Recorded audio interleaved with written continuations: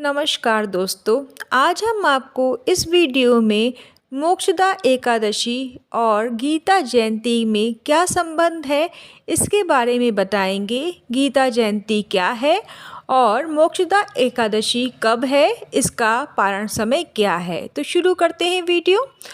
जब द्वापर युग में महाभारत का युद्ध हुआ तब युद्ध के समय अर्जुन को गीता का उपदेश दिया था श्री कृष्ण भगवान ने। उस दिन माघ शीष मास के शुक्ल पक्ष की एकादशी थी, इसलिए इस व्रत का महत्व है। इस दिन पहली बार भगवान श्री हरि विष्णु के मुँह से, भगवान कृष्ण जी के मुख से भगवत गीता का ज्ञान निकला था, इसलिए इसे गीता जयंती भी कहते हैं। गीता जयंती रवि योग में पड़ने के कारण बहुत ही शुभ फल देने वाली है। एकादशी मोक्षदा एकादशी के व्रत में गीता जयंती रवि योग में पड़ रही है। रवि योग जो है किसी भी अमंगल को दूर कर शुभता प्रदान करता है। पौराणिक मानता है कि माघ शीष महीने के शुक्ल पक्ष को मोक्षदा एकादशी का व्रत करने से पाप खत्म हो जाते हैं और पूर्वजों को भी इससे मोक्ष मिलता है, इसलिए यह मोक्ष देने वाला व्रत माना जाता है। इस व्रत के करने से वाजपेयी यज्ञ करने जितना फल प्राप्त होता है।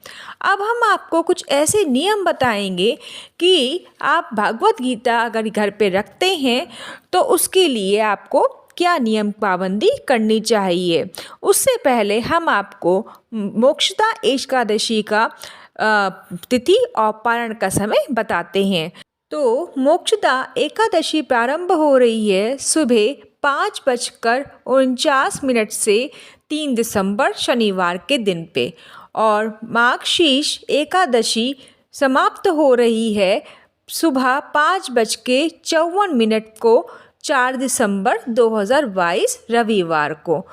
इस स्थिति में उदया तिथि के अनुसार गांधी जयंती या मोक्षदा एकादशी 4 दिसंबर 2022 को मनाई जाएगी। एकादशी व्रत का पारण का समय है 5 दिसंबर सुबह 6:60 से लेकर के 9:04 तक। इस बीच में आपको व्रत का पारण कर लेना है। अब हम आपको वो नियम बताते हैं कि भगवत गीता रखने पर आपको क्या नियम का पालन करना पड़ता है। 4 दिसंबर 2022 को गीता जयंती मनाई जाएगी।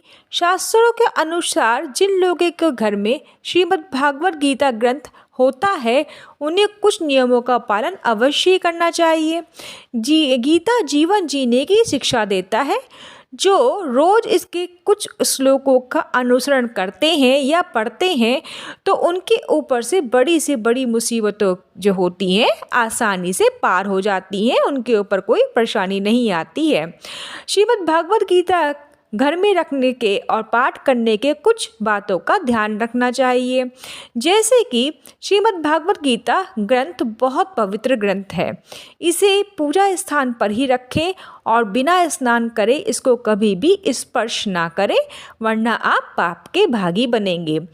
गीता पाठ वैसे तो कभी भी किया जा सकता है, लेकिन अगर कोई अध्याय शुरू किया है तो उसे बीच में छोड़कर ना उठें, उसे समाप्त करने के बाद ही आसन से उठें। पाठ शुरू करने से पहले भगवान श्री गणेश और श्री कृष्ण का स्मरण अवश्य कर लें। जिस आसन पर आप रोजाना बैठ के पाठ करते हैं उसी में पाठ करें, किसी दूसरे का आसन उपयोग में ना लें, वरना आपको पूजा पाठ का प्रभाव कम हो जाएगा। श्रीमद् भागवत गीता के पाठ को करते समय हमेशा इस बात का ध्यान रखें कि आप ये ग्रंथ जो है कभी ज़मीन पर या नीचे ना रखें, इसको हमेशा किसी चौकी पर या काठ के स्टैंड पर ही रखें। गीता में भगवान कृष्ण ने जन्म मरण के रहस्य के बारे में बताया है। गीता में व्यक्ति को हर परेशानी का समाधान मिल जाता है, क्योंकि इसकी हर परेशानी का समाधान गीता में छिपा हुआ है। इसका पाठ मोक्ष प्रदान करने वाला है। उम्मीद करती हूँ कि आपको यह जानकारी अच्छी लगी होगी। फिर मिलते हैं एक नई वीडियो में, तब तक ओम नमो भगवते वासुदेवाय नमः।